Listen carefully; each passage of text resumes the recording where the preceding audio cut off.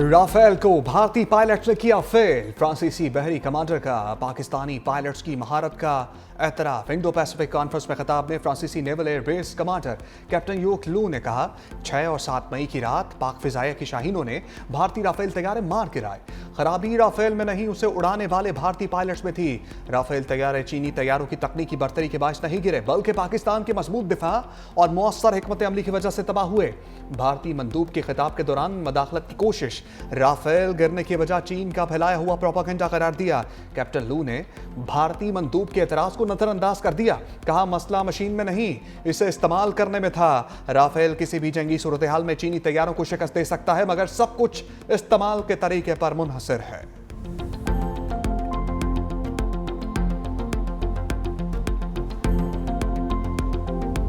तेजस हादसे पर गोदी मीडिया ने नया बहाना तराश लिया। भारतीय लड़ाका तैयारा गिरने की जिम्मेदारी अमेरिका पर डाल दी। जनरल रिटायर्ड बख्शी और अर्नब गोस्वामी ने अमेरिकी इंजन को मोर्दे इल्जाम ठहराया। भारतीय एंकर ने कहा, अमेरिका ने इंजन की फराहमी में ताखीर की, जिसने खलल पैदा किया। तेजस अमेरिकी जनरल इलेक्ट्रिक के बनाए हुए इंजन से चलता है। अमेरिकी हुकूमत ने जदीद इंजनों की डिलीवरी सुस्त करने की कोशिश की। हमने $1 अरब नकद अदा किए। इंजन 2 साल पहले मिलना चाहिए था। तेजस तैयारा हादसे का जिम्मेदार कौन? तहकीकात शुरू। पायलट की गलती थी या मशीनी खराबी? फैसला तहकीकात के बाद होगा। फ्लाइंग रूल्स के खिलाफ वर्जी के इम्कान को भी देखा जाएगा। दुबई एयर शो की फ्लाइंग कमेटी भी तहकीकात का हिस्सा।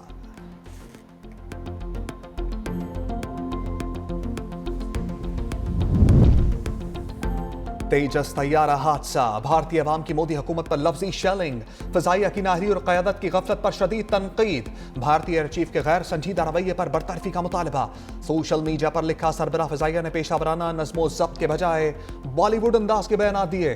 तेजस की तबाही पूरी दुनिया के सामने हमारे लिए बड़ी तौहीन है।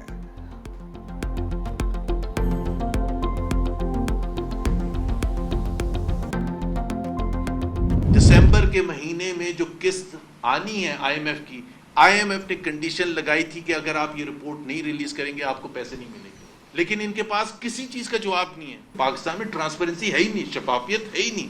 जो लोग ढंढोरा पीटते हैं ना कि 27वीं अमेंडमेंट, ये और मजीद खराब करेगी आपकी मईशत को। जब शफाफियत नहीं होती तो इन्वेस्टर नहीं आगे करता। आपके जजेस आप खुद ले आएंगे। 24 करोड़ अवाम को ट्रैप करके रखा हुआ है इस रोटन सिस्टम में। IMF रिपोर्ट, अपोजिशन ने हुकूमत को कचहरे में खड़ा कर दिया। साबिक गवर्नर सिंध मोहम्मद जुबैर ने कहा, हुकूमत के पास IMF की रिपोर्ट का कोई जवाब नहीं। दुनिया का कोई और मुल्क होता तो हुक्मरान जमात मुस्ताफी हो जाती। IMF ने बता दिया, मजलूम लोग पिसे हुए हैं। वज़ीर आज़म कौमी असम्बली में आकर IMF रिपोर्ट पर जवाब दें। तैमूर सलीम झगड़ा ने कहा, IMF कह रहा है पाकिस्तान में करप्शन हो रही है, इदारों की कारकर्दगी सियासी दबाव में आ जाती है। IMF रिपोर्ट अदालतों की दयानतदारी पर सवाल उठा रही है।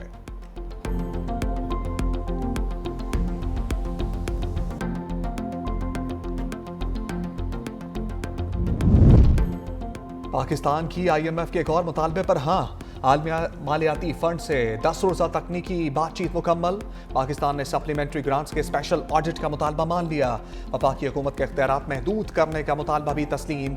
आइंदा बजट के लिए टैक्स पॉलिसी, बजट साजी, पब्लिक फाइनेंस मैनेजमेंट में तब्दीली पर मुशावरत। IMF टेक्निकल वफ्द बजट में अहम तब्दीलियों की तजावीज़ देकर वापस रवाना हो गया। आइंदा माली साल के लिए बजट तजावीज़ पर टेक्निकल रिपोर्ट जनवरी में वजारत खजाना को दी जाएगी। Public finance management digitalize plan तश्कील देना, PFM डिजिटलाइज प्लान की निगरानी के लिए कमेटी तश्कील देना शामिल है। बेरोजगारी बढ़ने की रफ्तार तेज से तेज तर। लेबर फोर्स सर्वे 2024-25 के मुताबिक बेरोजगारी की शरह 7% होने जा रही है। 2021-22 में शरह कम होकर 6.3% हो गई थी। हुकूमत बेरोजगारी की शरह आइंदा हफ्ते बाज़ाब्ता तौर पर जारी करेगी। देही खवातीन, घरेलू मुलाजमीन, किसान भी बेरोजगार कैटेगरी में शामिल। बेरोजगारी सबसे ज्यादा 15 से 24 साल तक के नौजवानों में थी। ज़िमनी इंतखाबी दंगल का काउंटडाउन शुरू। कौमी असम्बली के 6 और पंजाब के 7 हलकों में इलेक्शन कल होगा।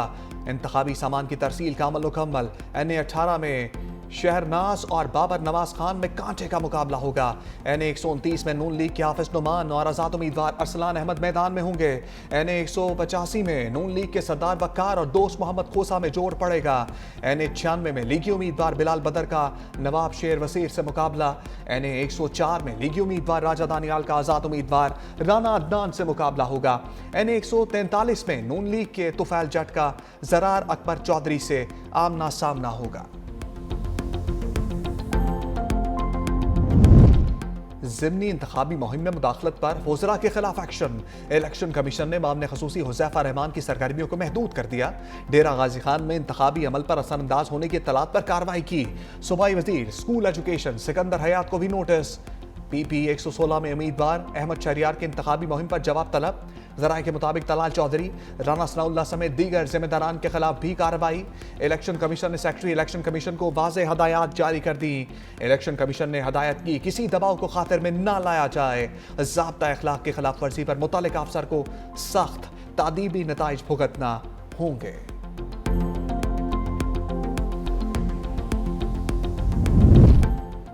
पंजाब और खैबर पख्तूनख्वा में ज़िमनी इलेक्शन पर सिक्योरिटी सख्त। लाहौर, फैसलाबाद, साहिवाल, DG खान, हरीपुर समेत मुतल्लिका हल्कों में क़याम अमन के लिए फ़ौज तैनात करने की मंजूरी। फ़ौजी दस्ते आज से 24 नवंबर तक तैनात रहेंगे।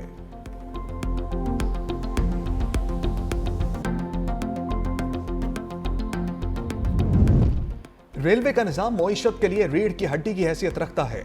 वज़ीर आज़म का आज़म, रेलवे की प्रॉपर्टी पर पब्लिक प्राइवेट पार्टनरशिप मॉडल इख्तियार करने की हिदायत। वज़ीर आज़म शहबाज शरीफ की ज़ेर सदारत रेलवे की अमूर पर अहम इजलास। ब्रीफिंग में बताया कि कराची सिटी रेलवे स्टेशन से डिजिटल वेइंग ब्रिज का पायलट प्रोजेक्ट शुरू किया गया। रावलपिंडी रेलवे स्टेशन में मसनूई जहानत से काम करने वाले 148 सर्विलियंस कैमरे नस्ब किए।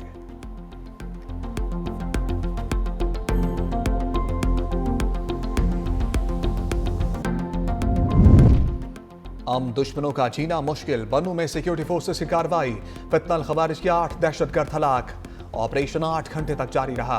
हलाक दहशतगर्दों में एक की शनाख्त रसूल उर्फ कमांडर आरियाना के नाम से हुई। हलाक दहशतगर्दों से भारी असलहा भी बरामद। बनू में तखरीबकारी की कोशिश नाकाम। आबशार चौक में नस्ब 10 किलो वजनी बम नकारा बना दिया गया। सदर आसिफ अली सरदारी वज़ीर आज़म शहबाज शरीफ का सिक्योरिटी फोर्सेस को खराज तहसीन।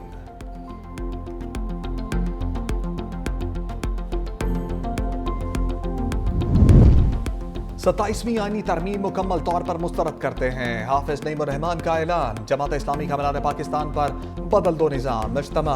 हाफिज नईम ने कहा अवाम को दहाइयों से इंसाफ नहीं मिल रहा। लाखों केसेस अदालतों में ज़ेर इल्तबा है। ख़वातीन को तालीम से महरूम करना इस्लाम नहीं, विरासत में हिस्सा मिलना चाहिए। निज़ाम तालीम यकसा होना चाहिए। हर बच्चे को पढ़ाना और सबको बराबरी के हकूक देना होंगे। सिस्टम को बदले बगैर निज़ाम नहीं बदल सकता। मारूफ ताजिर SM तनवीर ने कहा कि मैं सवाल करता हूं कि पाकिस्तान में बिजली महंगी क्यों है, 13 करोड़ डॉलर्स का कर्जा क्यों ले रखा है। मुल्क में ज्यादा सूबे बनाए जाएं। ताजिर बरादरी की सिफारिशात पर अमल पैरा होकर मुल्क एशियन टाइगर बन सकता है।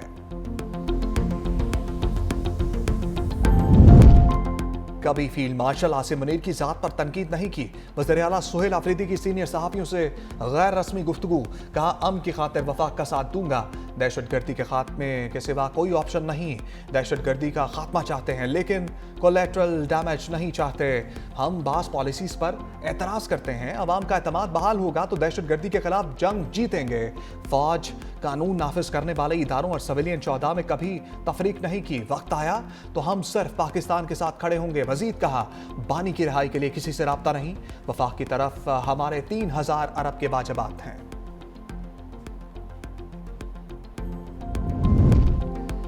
कैदी मिलना नहीं चाहता तो जेल हुकाम जबरदस्ती नहीं मिलवा सकते।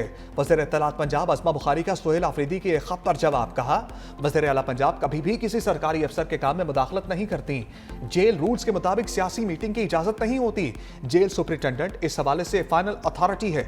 मुलाकातियों के नाम कैदी की तरफ से दिए जाते हैं। अब तक बानी PTI से उनके वकला की 420 और फैमिली के लोगों की 189 मुलाकातें हो चुकी। सुहेल आफरीदी हमें कानून पढ़ाने से पहले खुद कानून को पढ़ें।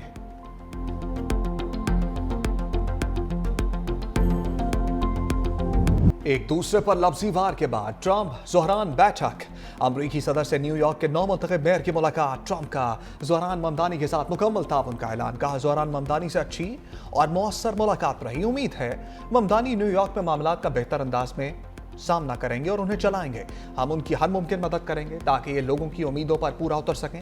ज़ोहरान ममदानी न्यूयॉर्क के मामलात जितने बेहतर अंदाज में चलाएंगे मैं उतना ही खुश होऊंगा।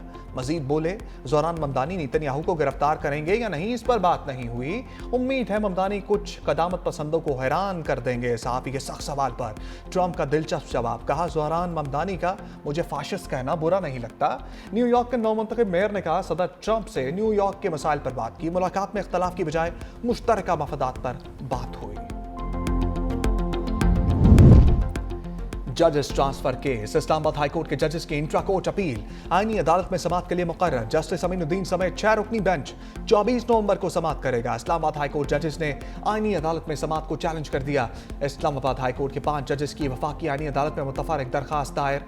दरखास्त में कहा गया, ये दरखास्त वफाकी आईनी अदालत में ट्रांसफर नहीं हो सकती थी। ट्रांसफर जजेस अपील वापस सुप्रीम कोर्ट भेजी जाए। दरखास्त में मजीद कहा गया, 27वीं आईनी तरमीम आइन के खिलाफ है। मुकन्नना, एग्जेक्टिव और अदलिया दोनों 1973 के आइन के तहत कायम की गई।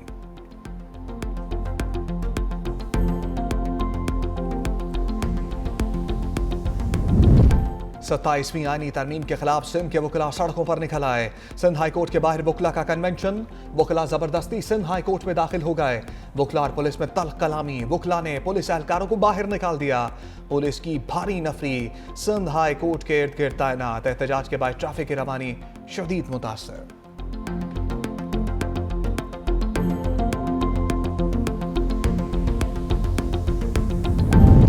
सूबा सिंध में 70 लाख बच्चे स्कूलों से बाहर हैं। वज़ीर आला मुराद अली शाह की मीडिया से गुफ्तगू। कहा, बच्चों को दोबारा तालीमी निज़ाम में लाने के लिए इक़दाम जारी हैं। आउट ऑफ स्कूल बच्चों की बड़ी वजह गुर्बत और सहूलियात की कमी है। वालिदैन बच्चों को कम उम्री में काम पर लगा देते हैं। हर बच्चे को महफूज और बाख्तियार माशरा देना चाहते हैं। बच्चों के हकूक़ का तहफ़्फ़ुज़ हुकूमत की तरजीह है। कम उम्र की शादी के कवानीन पर सख्त कार्रवाई होगी। दीगर सूबों में भी कानून साजी की ज़रूरत है। वज़ीर आला सिंध की कराची में सी व्यू पर वॉक।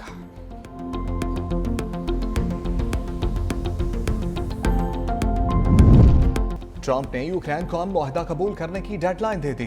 सदर ट्रंप ने कहा, अमरीका चाहता है यूक्रेन अगली जुमेरात तक मुआहदे के फ्रेमवर्क पर दस्तखत कर दे।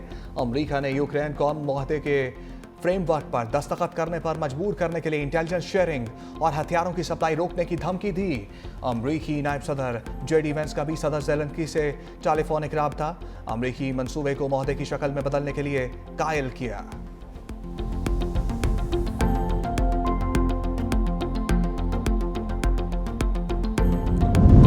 रूसी सदर पुतिन ने यूक्रेन से जंग बंदी के लिए अमरीकी मंसूबे की हमायत कर दी। खबरदार किया, यूक्रेन ने मुआहदे को मुस्तरद किया तो मजीद इलाकों पर भी कब्जा कर सकते हैं। तस्दीक की कि अमरीकी मंसूबे में रूस के कई अहम मुतालबात को शामिल किया गया। अमरीकी दस्तावेज में कुछ आम शिकें शामिल हैं जिन पर बातचीत की जा सकती है। सदर ज़ेलेंस्की को पैगाम देते हुए रूसी सदर बोले, अमरीका का 28 नुकाती अमन मंसूबा यूक्रेन के लिए हतमी अमन मुआहदे की बुनियाद बन सकता है।